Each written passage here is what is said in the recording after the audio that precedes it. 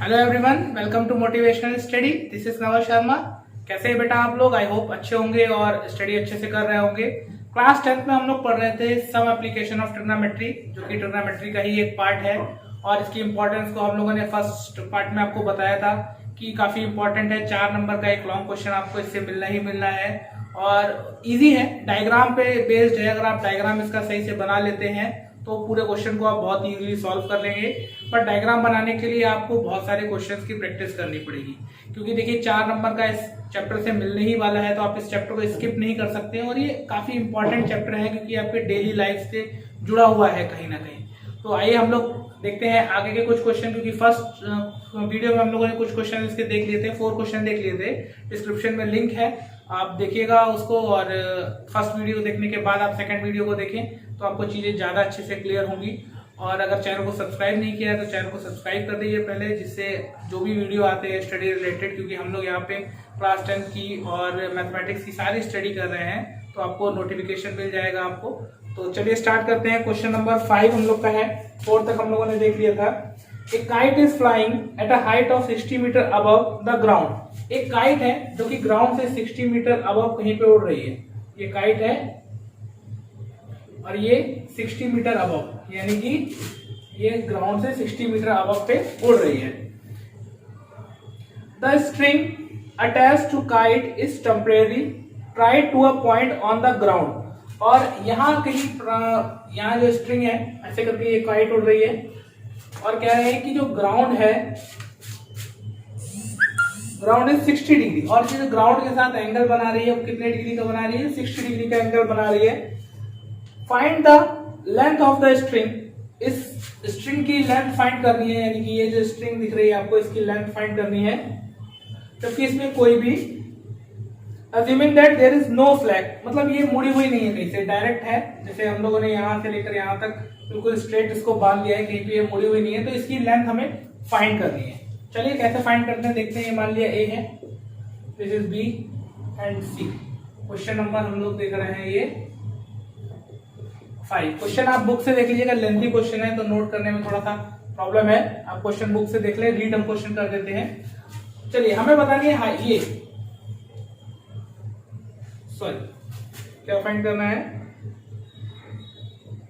Find the length of the string. Length of the string find करनी है, ये find करना है। ये मान दिया x है, हमने क्या राइट कर दिया कि ये x। तो सबसे पहले हम इन क्वेश्चन में क्या राइट करते हैं? सबसे पहले हम लोग गिवन राइट करते हैं। तो हमें गिवन क्या है? हमें बताया गया है कि जो ए बी है वो 60 मीटर है, थीटा जो है वो 60 डिग्री है। हमें फाइंड करना है ए सी, लेंथ ऑफ स्ट्रिंग, यानी कि AC हमें फाइंड करना है, जिसको हमने लेट कर लिया है, let AC is equal to x, हमने लेट कर लिया। ठीक है, चलिए अब आपको सोचिए कि इसमें और इसमें रिलेशन, क्योंकि ये चीज हमें फाइंड है और ये थीटा है और ये हाइपोटेन्यूज, यानी कि इसके ये थीटा के अकॉर्डिंग अगर देखें तो अपोजिट और हाइपोटेन्यूज। किस एंगल में अपोजिट और हाइपोटेन्यूज में रिलेशन होता है? तो साइन थीटा में होता है। तो अगर हम लोग सोल्यूशन देख रहे हैं तो हम लोग लिखाएंगे sine theta is equal in triangle A B C sin theta is equal to sin theta is equal to क्या होता है? अपोजिट साइड, यानी कि थीटा के अपोजिट साइड। थीटा के अपोजिट कौन सी साइड है?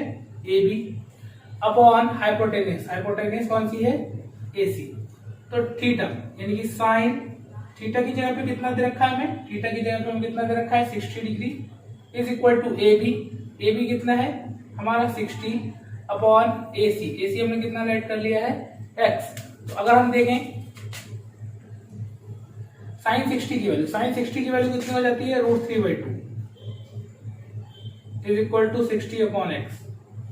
ठीक है, अब क्रॉस मल्टीप्लिकेशन कर देंगे तो ये इधर आ जाएगा, ये उधर चला जाएगा, यानी कि x की वैल्यू हो जाएगी, x की वैल्यू हो जाएगी 60 इंटू 2 अपॉन √3।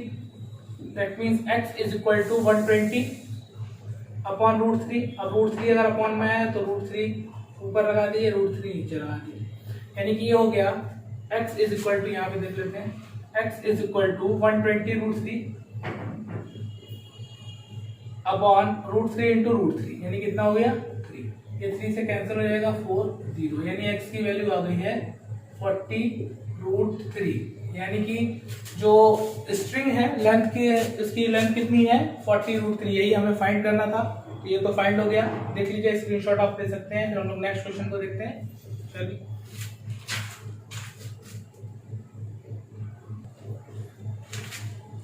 चलिए नेक्स्ट क्वेश्चन को देखते हैं। Question number 6।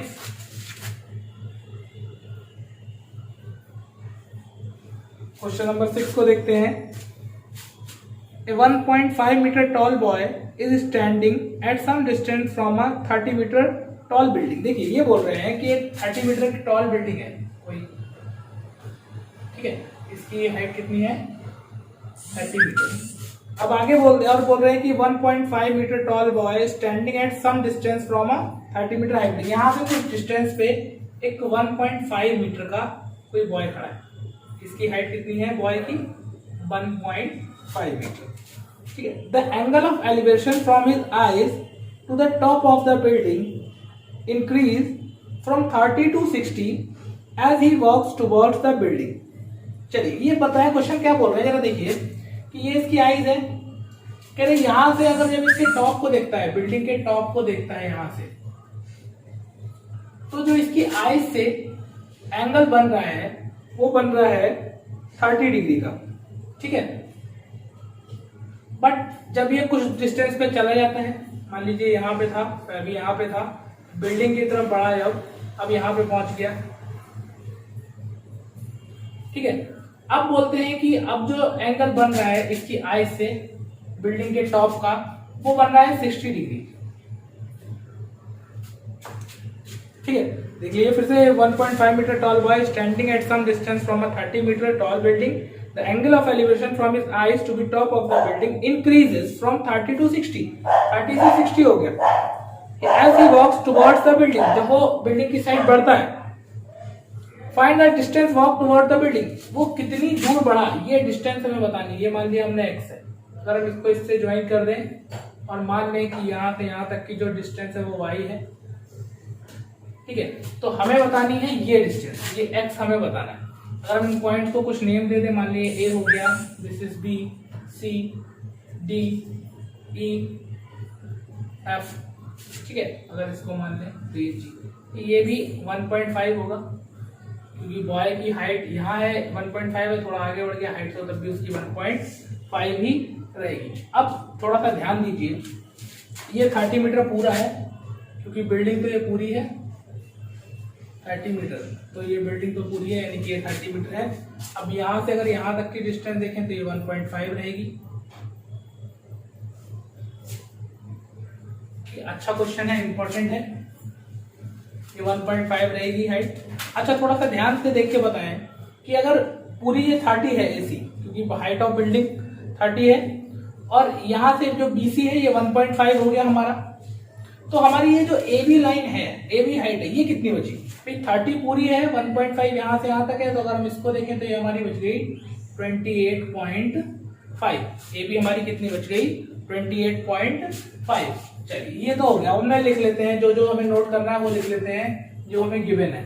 हमें देखिए गिवन क्या है, हमें बताया गया था एसी यानी कि हाइट ऑफ बिल्डिंग, वो कितनी है 30 मीटर, ठीक है। और हमने लेट कर लिया है ये हाइट ऑफ बॉय यानी कि ईएफ, ईएफ की हाइट ऑफ बॉय है और जीडी भी हाइट ऑफ बॉय है, यानी कि ये है हमारी 1.5 मीटर, ठीक है। चलिए और क्या गिवन है हमें, और हमें बताया गया अगर हमने ये जो निकाल लिया हाइट ए बी निकाला है, तो ए बी जो हमने निकाला है वो निकाला है 30 माइनस 1.5 दैट मीन्स 28.5 मीटर, यानी कि जो हमें ए बी है ये भी पता चल चुकी है। थीटा अगर हम देखें, थीटा 1 मान लें अगर हम पहले, ठीक है, थीटा 1 अगर हम पहले मान लें तो ये कितना है 30 डिग्री, एंड अगर थीटा 2 दूसरा वाला मान लें तो कितना है 60 डिग्री की। ये एक्स है तो ये भी एक्स ही तो ही है, और ये वाई है अगर तो ये भी तो वाई ही है।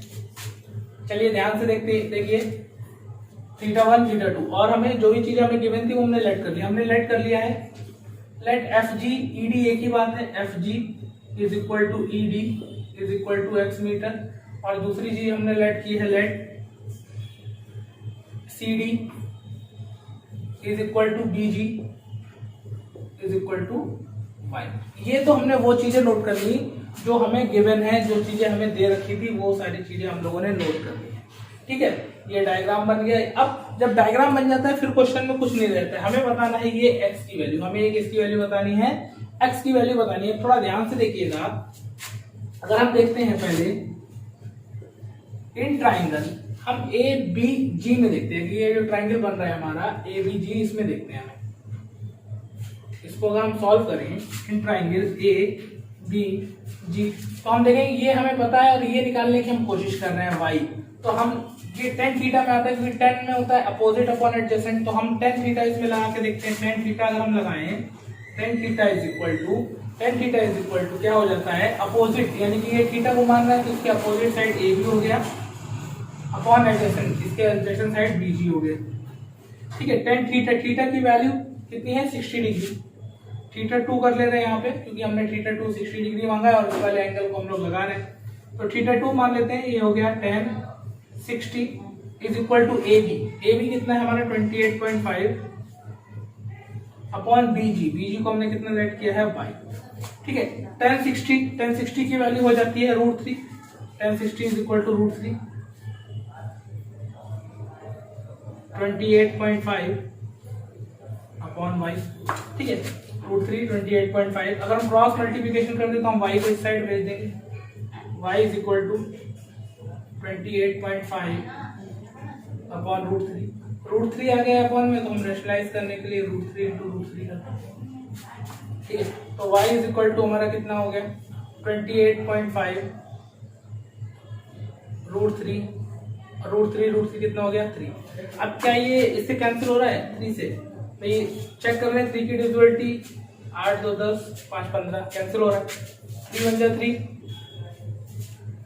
3 7 जा 3 8 जा 3 9 जा 27 और 3 5 जा, यानी कि पॉइंट 9.5 √3। y की वैल्यू कितनी आ गई है 9.5 √3। ये हमारी किसकी वैल्यू आ गई है y की, ये हमारी वैल्यू आ गई है y की। हमने इक्वेशन 1 डाल के इसको छोड़ दिया। हमें y थोड़ी बताना है, हमें तो x बताना है, बट x की वैल्यू हम तभी फाइंड कर पाएंगे जब हमें y की वैल्यू पता होगी। ठीक है, अब ध्यान से समझ लीजिए y की वैल्यू कितनी आ गई है 9.5 √3। अब हम पूरे ट्राइंगल पे लेते हैं, इस वाले ट्राइंगल में कौन सा a b and f, in triangle a b and f। a b f में जब हम लेंगे तो हम लिखेंगे, यहाँ हमें थीटा पता है, ये अपोजिट साइड है, ये एडजेसेंट साइड है, तो हम लोग लगाएंगे tan थीटा 1 लगा लें क्योंकि इसमें थीटा 1 आ रहा है, तो ए बी और एडजेसेंट इसमें साइड पूरी है बी एफ। ठीक है, थीटा 1 कितना 30, यानी कि tan 30 is equal to A B कितना है बेटा 28.5 अपॉन बी एफ। अब ये देखिए कितना हो गया भाई, यहां से यहां तक बीजी प्लस जी एफ, यानी कि हो गया एक्स प्लस वाई। ये देखिए एफ बी की डिस्टेंस कितना हो गई एक्स प्लस वाई। ठीक है, tan 30 की वैल्यू कितनी हो जाती है, tan 30 की वैल्यू हो जाती है 1/√3, tan 30 इज 1/√3, tan 30 1/√3, 28.5। x की वैल्यू तो हमें पता नहीं, ऐसी रहते हैं। y की वैल्यू हमें पता है, y की वैल्यू क्या है 9.5 √3, 9.5 √3। ठीक है, y की वैल्यू कितनी हुई 9.5 √3। यहाँ देख लेते हैं, क्रॉस मल्टीप्लिकेशन करेंगे √3 इधर चला जाएगा और ये x प्लस 9.5 √3 इधर आ जाएगा, यानी कि ये हो गया x plus 9.5 √3 is equal to, ये √3 उधर चला जाएगा, यानी कि 28.5 √3। ठीक है, हमें तो इस x की वैल्यू चाहिए, इस x को यहीं पे रखते हैं 28.5 √3 माइनस 9.5 √3। ठीक है, तो x की वैल्यू कितनी आ गई 28 में से 9 माइनस कर दीजिए, 28.5 में से 9.5 यानी कि 19.5 √3। ये हमारे किसकी वैल्यू आ गई है x की, यानी कि वो जो लड़का था वो 19.5 √3 मीटर आगे बढ़ा था बिल्डिंग की साइड में। पहले जहां पे खड़ा था वहां से 19.5 √3 मीटर आगे बढ़ा था बिल्डिंग की साइड। क्वेश्चन को देख लीजिए एक बार, थोड़ा सा इंपॉर्टेंट क्वेश्चन है और स्क्रीनशॉट भी ले लीजिए इसका। थोड़ा सा प्रैक्टिस करेंगे तो समझ में आएगा, नई चीज है, थोड़ा सा ज्यादा से ज्यादा जब आप प्रैक्टिस करेंगे तो चीजें ज्यादा क्लियर होगी। चलिए हम नेक्स्ट क्वेश्चन को देखते हैं।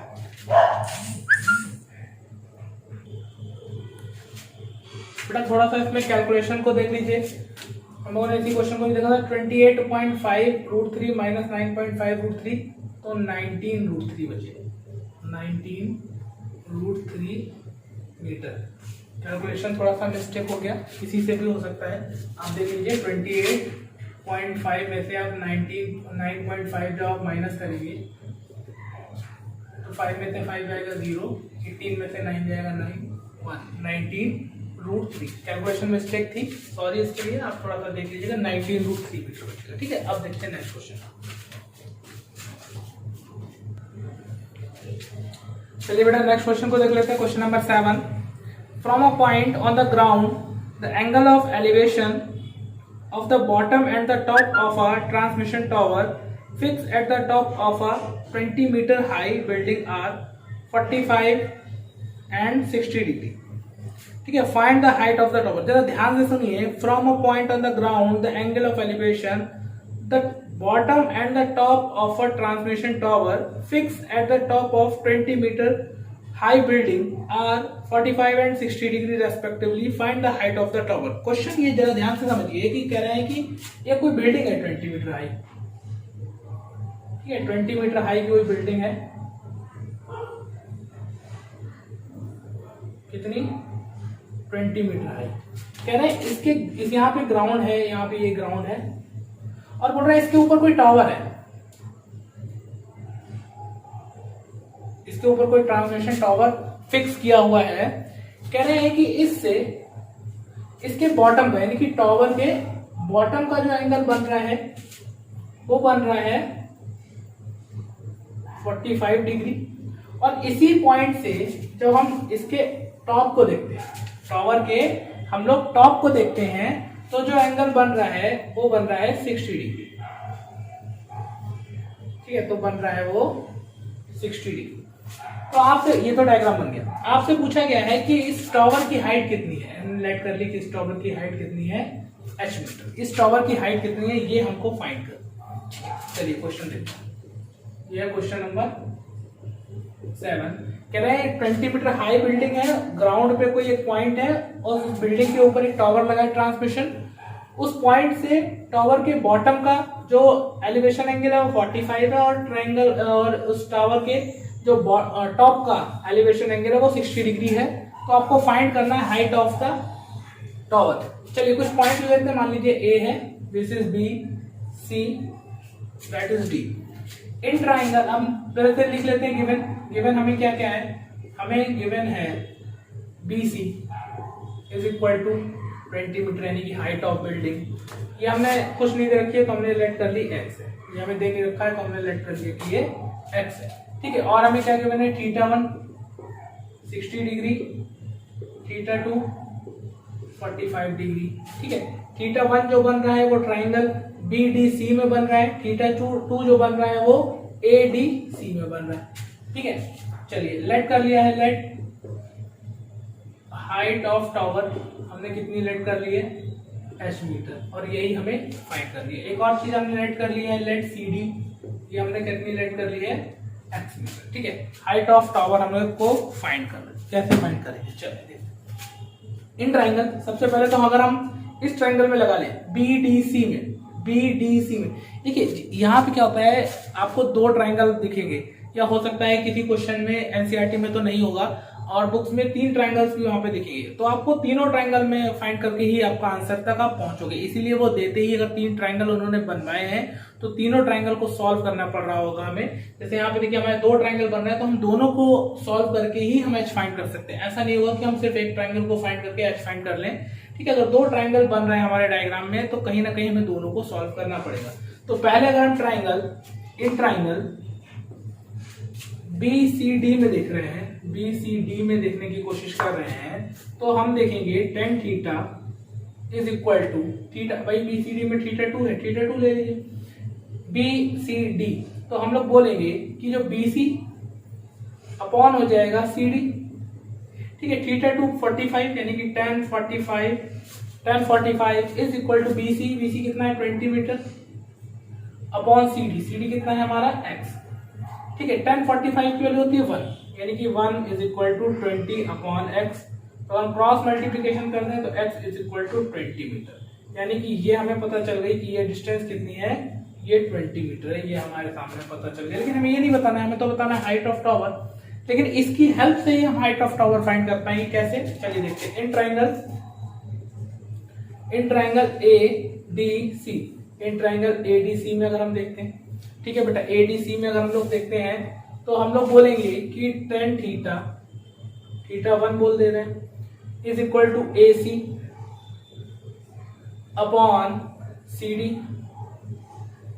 ठीक है। tan थीटा 1 यानी कि tan थीटा 1 की जगह पे हमें कितना पुट करना है 60 इज इक्वल टू AC कितना है हमारा भाई, AC देखिएगा H प्लस 20, क्योंकि AC जो है हमारा वो है AB प्लस PC, यानी कि H प्लस 20, ये हो गया H प्लस 20 अपॉन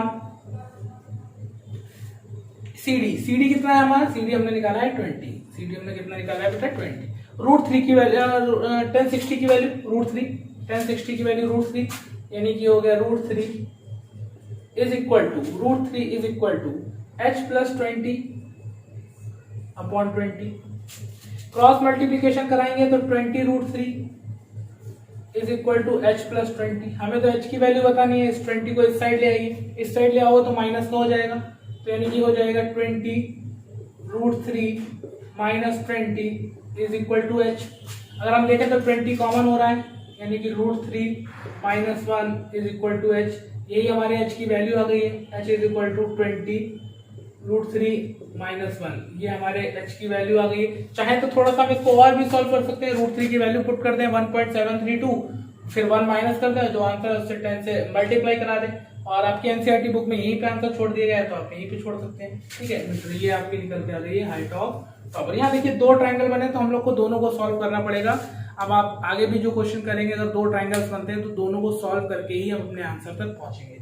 तो ये था हम लोग का सेकंड पार्ट। कुछ इसके जो क्वेश्चन जो बचे हुए हैं वो हम लोग नेक्स्ट पार्ट में देखेंगे। और वीडियो आपको पसंद आया हो तो चैनल को सब्सक्राइब जरूर कर दें और शेयर कर दें, जिससे ज्यादा से ज्यादा बच्चों तक ये सारे क्वेश्चन पहुंच सकें। Thank you.